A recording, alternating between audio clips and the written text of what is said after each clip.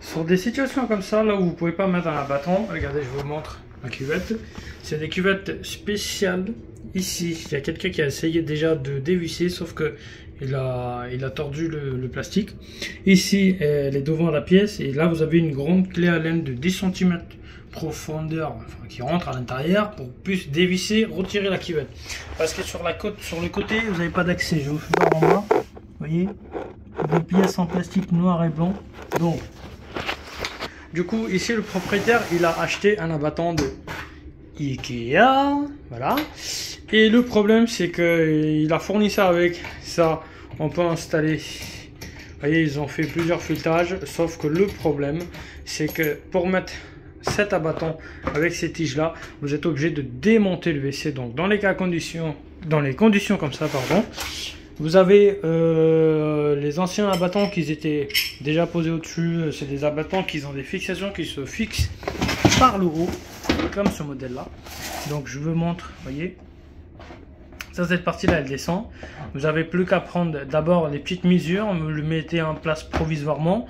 Et après, vous essayez de prendre les entraques, oui, avec l'abattant. Et puis là, vous venez vous serrer avec un tournevis cruciforme.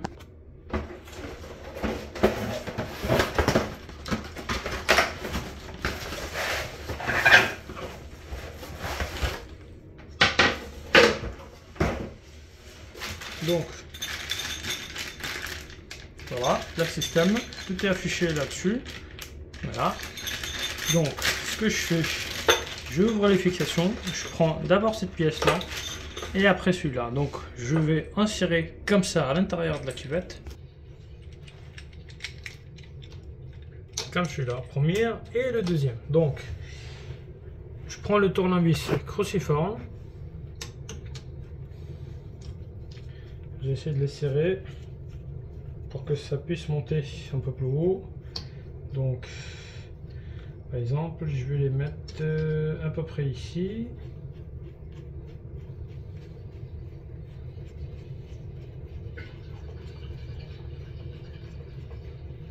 Là, ça commence à serrer, donc je ne le bouge pas, je laisse provisoire. Je fais pareil avec le deuxième. Donc, une fois que j'ai mis les deux fixations, je les ai mis en place, les amis. Là, je vous fais voir l'autre côté. Donc, je prends l'abattant et j'essaie de mettre les tiges à peu près à l'axe. Vous voyez, celle-ci par rapport à cette dimension-là, par exemple.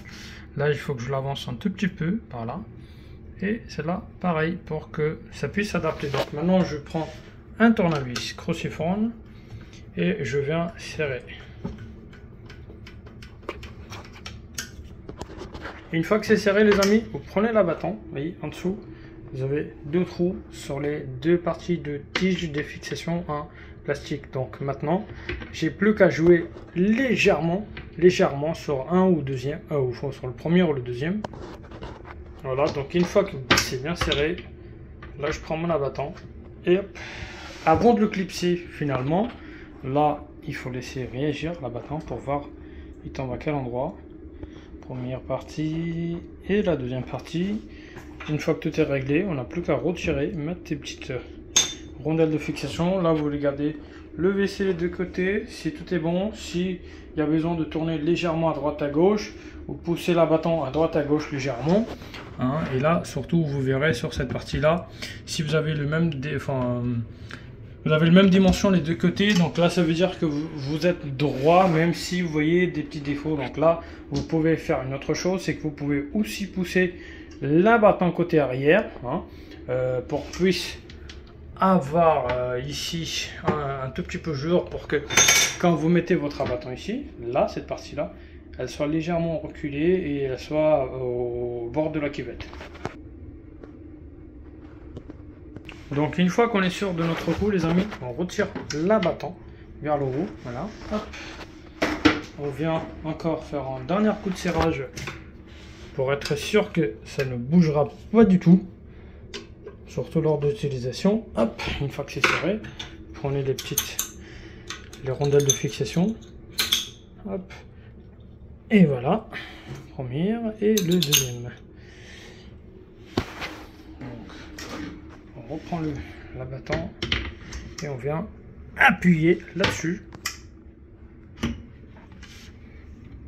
Voilà. Donc là, vous laissez réagir l'abattant. Une dernière fois.